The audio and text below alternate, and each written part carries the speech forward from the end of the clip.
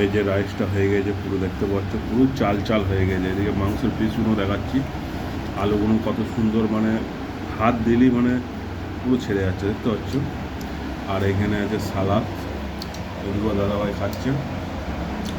আর এত সুন্দর হয়েছে ম্যাগনেটটা, দেখে বোঝা যাচ্ছে মাংস আলুর সাথে একদম মানে কালারটা খুব সুন্দর এসছে।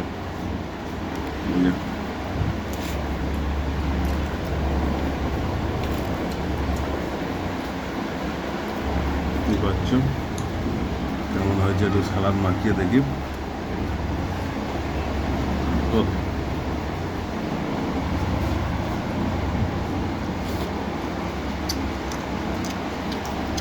না, দারুণ হয়েছে রান্না, এত সুন্দর। কিন্তু তেলটা বেশি হয়েছে, একটু তেলটা হাতে লেগে যাচ্ছে।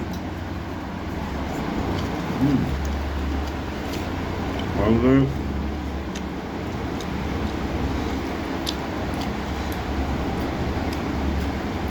বিরিয়ানিটা যত খাবে তত ভালো।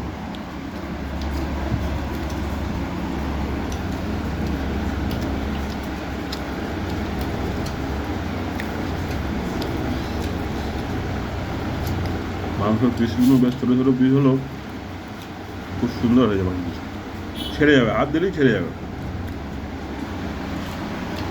হুম, টমেটো